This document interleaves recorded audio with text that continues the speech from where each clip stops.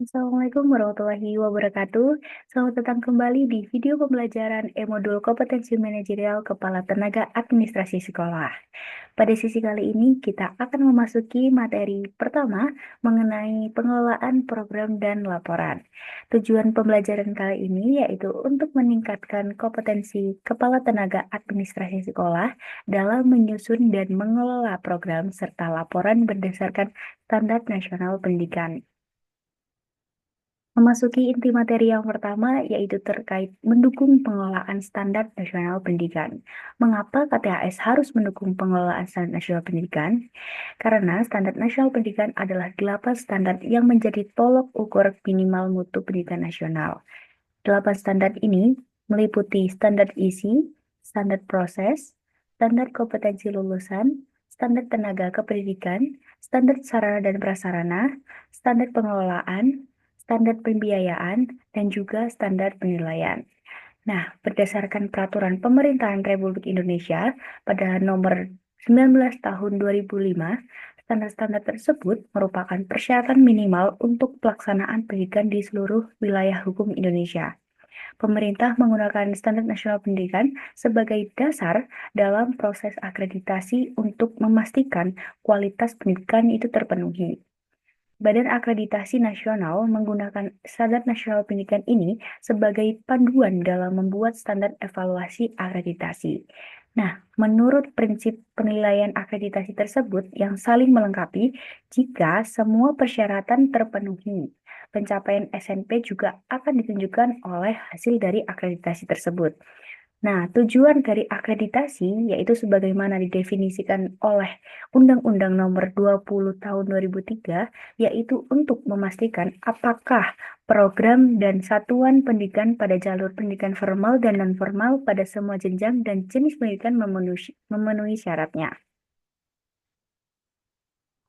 Lalu untuk mendukung pengelolaan standar nasional pendidikan, tentunya diperlukan peran penting Kepala Tenaga Administrasi Sekolah yang sebagaimana tercantum dalam Permendiknas Nomor 24 Tahun 2008, yaitu Kepala Tenaga Administrasi Sekolah memiliki peran penting dalam membantu pelaksanaan standar nasional pendidikan. Nah, peran tersebut meliputi yang pertama, membantu perencanaan pendidikan berdasarkan standar nasional pendidikan, yang berarti peran yang dimaksud yaitu dengan mendukung penyusunan dokumen dan pengorganisasian sumber daya. Lalu yang kedua, membantu koordinasi pelaksanaan standar nasional pendidikan, yang khususnya dalam memastikan keterpaduan antar unit kerja administratif dan akademik. Lalu yang ketiga, yaitu membantu mencatat hasil pemantauan pelaksanaan standar nasional pendidikan sebagai bahan evaluasi dan pelaporan sekolah. Nah, selain ketiga peran tersebut, unit pelaksana teknis yang bertanggung jawab atas administrasi dan informasi data pendidikan yaitu administrasi sekolah. Oleh karena itu, Kepala Tenaga Administrasi Sekolah dan pelaksana urusan berbagi tanggung jawab untuk mengelola administrasi secara efektif sesuai dengan peraturan yang berlaku. Setelah mengetahui peran Kepala Tenaga Administrasi Sekolah dalam mendukung pengelolaan standar nasional pendidikan, Kepala Tenaga Administrasi Sekolah dituntut untuk memiliki kemampuan manajerial yang sebagaimana tercantum dalam Permendiknas Nomor 24 Tahun 2008, yaitu menetapkan standar kompetensi bagi Kepala Tenaga Administrasi Sekolah atau madrasah. Yang salah satunya ialah kompetensi manajerial yang mencakup kemampuan dalam menyusun program dan laporan kerja. Nah, kompetensi ini penting untuk memastikan efektivitas dan efisiensi dalam pelaksanaan tugas, yang dimana di lingkungan pendidikan. Nah, dalam menyusun rencana kerja tersebut tentunya terdapat beberapa langkah yang perlu dilakukan. Yang pertama yaitu menentukan prioritas, yang dimana proses menentukan prioritas ini yaitu mengidentifikasi dan menetapkan urutan kegiatan atau tugas berdasarkan tingkat kepentingan dan urgensinya. Dalam konteks administrasi sekolah, hal ini tuh melibatkan analisis kebutuhan, yang dimana menilai kebutuhan sekolah berdasarkan data dan informasi yang tersedia.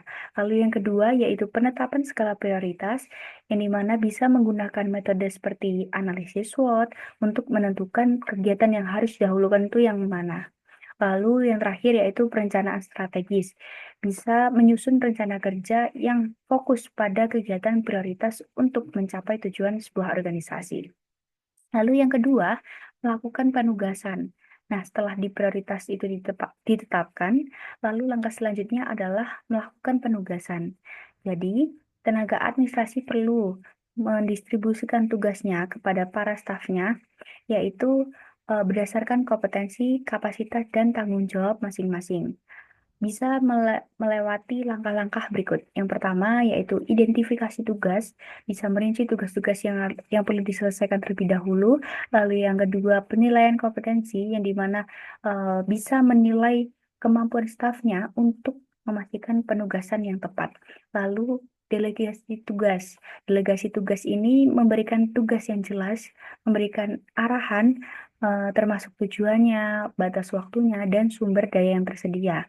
Lalu yang terakhir yaitu pemantauan dan evaluasi, yang dimana kepala tenaga administrasi harus mengawasi pelaksanaan tugas dan memberikan umpan balik kepada tenaga administrasinya. Lalu selanjutnya yaitu merumuskan tujuan, yang dimana merumuskan tujuan ini adalah menetapkan hasil yang ingin dicapai dalam jangka waktu tertentu. Tujuannya itu harus spesifik, terukur, dapat dicapai, relevan, dan juga berbatas dengan waktunya. Bisa menggunakan prinsip SMART. Nah, prosesnya melalui identifikasi masalah atau kebutuhan terlebih dahulu, lalu penetapan tujuan, dan yang terakhir yaitu komunikasi. Tujuannya itu seperti apa, seperti itu.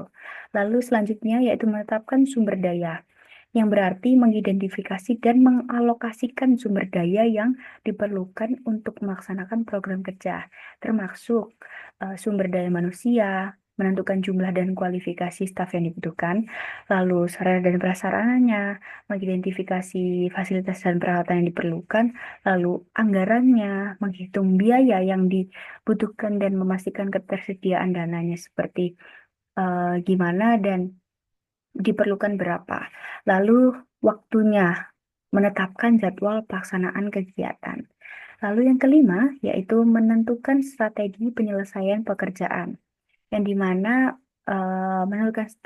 menentukan strategi pekerjaan ini melibatkan perencanaan metode dan langkah-langkah untuk mencapai tujuan yang telah ditetapkan. Ini bisa melalui analisis situasi, menilai kondisi internal dan eksternal yang mempengaruhi pelaksanaan tugas, lalu bisa penetapan metode kerja dengan memilih pendekatan yang paling efektif dan efisien, lalu pengembangan rencana aksi melalui penyusunan langkah-langkah konkret dengan jadwal pelaksanaan, dan yang terakhir yaitu bisa mengevaluasi dan penyesuaian. Jadi melakukan tinjauan berkala dan menyesuaikan strategi sesuai dengan kebutuhan masing-masing. Dan yang terakhir tentunya menyusun laporan kerja. Nah, menyusun laporan kerja ini tahap terakhir dari manajemen program, yang dimana menyusun laporan kerja adalah proses mendokumentasikan hasil kerja, kegiatan, dan pencapaian tujuan selama ini. Jadi laporan kerja itu harus informatif, akurat, dan disusun secara sistematis. Jadi kesimpulan materi pertama yaitu kepala tenaga administrasi sekolah berperan penting dalam mendukung standar nasional pendidikan melalui penyusunan program kerja yang terencana, pengorganisasian pelaksana, serta pencatatan hasil laporan melalui evaluasi. Nah, kegiatan ini melibatkan penentuan prioritas, strategi pelaksanaan, serta pelaporan sebagai alat evaluasi dan perbaikan berkelanjutan. Demikian penjelasan materi untuk bab pertama ini. Semoga penjabaran tadi dapat menambah pemahaman dan mendukung peningkatan kompetensi kita bersama. Sampai jumpa di video pembelajaran selanjutnya. Wassalamualaikum warahmatullahi wabarakatuh.